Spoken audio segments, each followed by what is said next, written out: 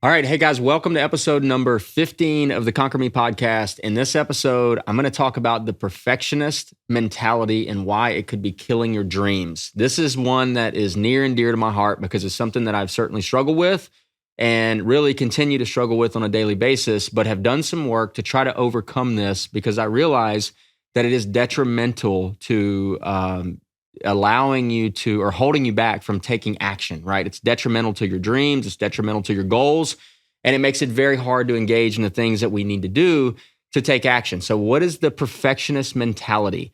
It's basically the need to be perfect in everything that we do. And it's driven by an excessive fear of failure, right? That's kind of the seed or the heart of it is we fear that we're going to fail. So we need to do everything perfect to avoid that pain or that potential pain. Now, you might have a perfectionist mentality, and some good ways to kind of identify if you do have a perfectionist mentality is to look at the expectations that you set on yourself. So for me, I hold myself to a really, really high standard. The problem with that is that it's very hard to reach. It's pretty much unattainable, right? The good thing is it does drive me to do more and to be better, but it's also very, very hard to ever accomplish those goals. And so if you have that perfectionist mentality, you tend to plan and plan and plan and obsess over the details. And if everything's not exactly right or perfect, that's how we gauge our success or failure. That's how we measure ourselves. We go, okay, that was great, but this and this and this didn't work out exactly as planned. And so we tend to focus on the gap between where we're at now and where we want to go. And we don't pay much attention to the gain, the things that we've done in the past, the successes that we've had, the things that did work out really, really well. And so because our head is here and not here, we tend to obsess over these things, which takes away all of the gratitude and all of the success that we really actually had. And so it's very hard for someone with a perfectionist mentality to delegate anything, right? Because we're afraid that it's not going to be done perfectly. After all, if I can't do it perfectly, then what are the chances of someone else doing that? And so obviously, you can see how that really slows you down. If you're a high performer with big dreams and you're trying to run a team or you have a business or you're trying to accomplish weight loss goals or whatever it is, if we get hung up in the details, what happens? We don't take action. And if we don't take action, what happens? We don't get the outcome that we desire, right? So there's this constant kind of back and forth of like, we know we need to plan, we know we need to do these things, but at some point, we need to take action. So I had a coaching call yesterday with a client, and this is not uncommon at all for the people that I coach, this mentality, this perfectionist mentality. And it's the reason why I'm coaching many of these people. It's the reason why we're in the position that we're in, which is typically overweight, not thriving in our careers, we're kind of a sideline mom or dad. We're not doing all the things that we think we could be doing because we're too busy planning and getting ready to get ready to get ready to get ready. And we're waiting for all the stars to align and the wind to blow in the right direction and everybody to show up and show their support. And we want the blessings from all of our friends and our family. And once all of that storm kind of comes together perfectly, well, then we're going to be off to the races. And guys, if you've ever experienced that and you've ever tried that, I'm here to tell you it's not going to happen. You're never going to have the support of everyone. You're always going to have haters. Things are not going to align. Frankly, you're going to just flat out get your ass kicked some days, and it's just not going to be pretty, right? But there's a book and there's something that I try to live by, a philosophy, and that is ready, fire, aim. Get ready, do the necessary preparation within reason, have a plan, right? Don't just jump out blindly. Have a plan, then start taking action on the plan. And what you'll find is the plan is going to change over time. The things that you need to do on a daily basis to accomplish whatever goal you're after is going to change over time. But as we take action, that's how we start to carve the path. We don't lay the path first and then we walk down it and it's perfect and there's no briars and there's no bears and there's no like challenges, right? We go, okay, I want to go from here to there, and we just kind of start hacking our way through. Think of it like a machete. You're just making your way through the woods. And as we do that, we realize, man, this area is really dense. Maybe I need to go this way. And then we start hacking our path that way. And we go, man, it's really, if I just kind of stay on the edge here, it's a lot more smooth. I can make it easier. But the idea is you have to take the action first. And so I want to give you some actionable things that you can do or think about that can help you to overcome the perfectionist mentality, because I'm telling you, it will keep you in analysis of paralysis by analysis, which means you're just analyzing your situation over and over and over, and it becomes so overwhelming that you never take action. We've got to get out of that, right? So here's some things that we can do. First, we need to set some achievable goals. Okay, if you're listening to this podcast and you want to lose weight, or you're listening to this podcast and you're stuck in your relationships, or you're listening to this podcast and you just can't get out of your own way, usually it's because you're overwhelmed, because you're analyzing things too much. So if we can stop and we can just write out some realistic goals, maybe it's not lose 100 pounds. Maybe it's lose 5 pounds and keep it off for a few months by 3 months down the road, right? We set a target that's very realistic, very attainable, very chunked down and easy to do. And then we execute on that.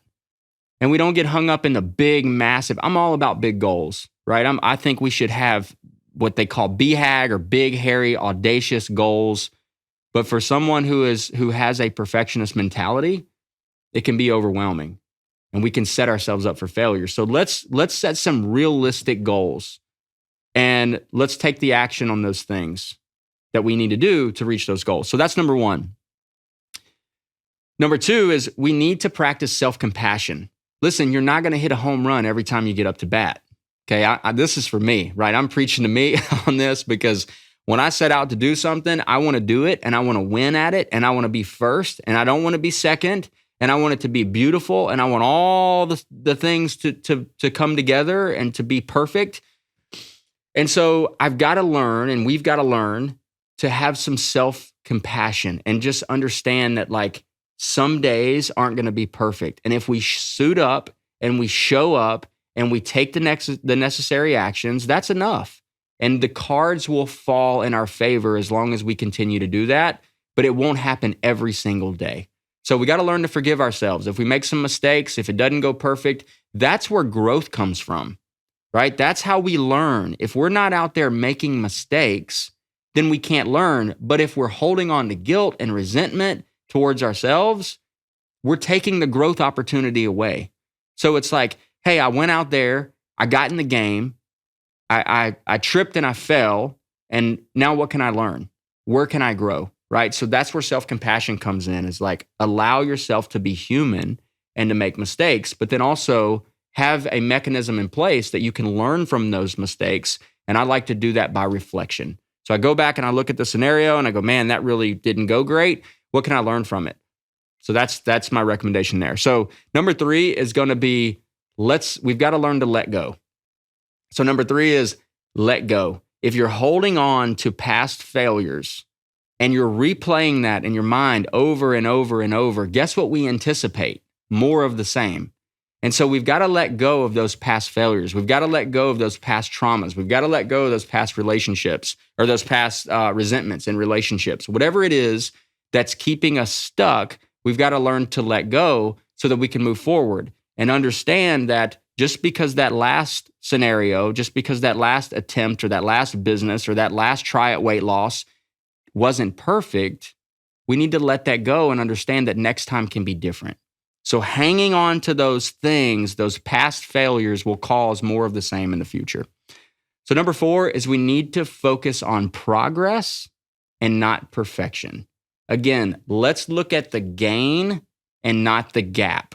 Let's look at all the things that we have done well, that we have had success with, the progress that we have made, and focus less on how far we have to go. Again, it is a very common theme for people who have this mentality to focus on all the things that they weren't able to accomplish, that they don't have yet, that they haven't figured out. But then if you look back and you take time to reflect and you go, what have I done in the last 5 years? Most of the time it's extraordinary. And there are people that are sitting on the sidelines watching you go out and fight the battle, who are totally inspired and motivated by what you're doing. And they're going, man, if I could accomplish half of what that person has accomplished over the last 5 years, it would be a dream to me. But yet here we are over here going, man, it's just not enough. It's not good enough. I should have done that better. I hope you guys can see how this mentality and this mindset is detrimental in killing your dreams. So number 5, we got to prioritize self-care. Guys, if we're not eating well, if we're not exercising, if we're not taking care of our body and our mind, we're going to stay in a chronic state of overwhelm, and we're going to fight this mentality even more. The more we can take care of ourselves by eating well, exercising, sleeping well, the more mental clarity we have and the better ability we'll have to set these realistic goals, to do the things that we need to do every day. If we're walking around with inflammation in our body and lethargic and no energy and all the things that come from not taking care of ourselves, not taking time to relax and recover, again, we're going to be in a chronic state of overwhelm, which is where the perfectionist mentality really comes from. It's like, I've got all these things to do and I can't do them perfectly, so I might as well not do them at all. So we've got to prioritize self-care. The next thing is to seek help. If you are in this state of paralysis and you're not taking action, like a client of mine I talked to recently, we talked about the New Year goals, right? We just had a coaching call and I said, hey, tell me about your goals. What are we doing to move towards our goals? And she goes, Jay, I haven't even got started yet. I've mapped it all out. I've got sticky notes all over my wall. I've written out my goals. I have affirmations. I've got my daily habits in order, all of that stuff. It's the most beautiful plan that I could ever orchestrate. I said, but you haven't taken action on any of it. Why? Well, I just want to make sure it's just right. I want to make sure this is the year of action. So I want to make sure that my plan is solid. I'm kind of laughing. I'm like, yeah, but you're not taking action. I would rather you have a really shitty plan, but be taking action and course correcting as you go than to have this beautifully well thought out plan, right? And so it's like, we had a conversation and I said, listen, here's what I want you to do. I want you to forget about all that. Pick 1 or 2 things that you're going to do every single day consistently from this day until we have our next coaching call, and that's your plan. Forget about all the other stuff. We can get to all of that, but let's just focus on 1 or 2 things. And so when I say seek help, I mean reach out to someone who maybe is further along than you are. Maybe they are taking action in their life. Maybe they're off the sidelines and they're in the game, and you find it to be inspirational, and ask them about how they overcome this mentality. And hopefully I've given you some stuff today to help with this. But the last and the most important one, guys, is gratitude. It's to prioritize gratitude. If you sit down, and you're going to hear me say this in nearly every podcast that I do, because it is life-changing and it will help you overcome any negative self-limiting beliefs or fears or insecurities that you might be up against. And that is just sit down and look at the things that you have to be grateful for. And don't everything. Think about everything. I'm able to stand up and walk. I'm physically capable. I have clothes on that aren't tattered and ripped. I'm able to have food and water and clothes, like the bare necessities, right? Some people don't have those things. I'm able to communicate, and I'm on a podcast right now. I have the equipment that I can shoot a podcast. I have people around me and relationships and resources and opportunities and freedoms and all these things that a lot of people just don't have, and that they would beg to be in your position. Tell the person in a wheelchair, like, be ungrateful about having to walk from the furthest parking spot because you couldn't find one by the door, and tell that to the person that's in a wheelchair. They would love to walk from the furthest parking spot. So all of this stuff is really just perspective. And if we can take the time to focus on gratitude, we can see all the things that we have accomplished, even by taking imperfect action, which put us in a really good position, and it builds a case for why taking imperfect action could still get us where we want to go. Once we do that, guys, we realize that it's ready, fire, aim. We can start taking action. We can get out of our own head and get out of our own way, realize that life's never going to be perfect, and we can start making strides and big strides towards our goals and things that we want in our life. Thanks for listening to episode number 15 of the Conquer Me podcast. I can't wait to jam with you guys on the next episode.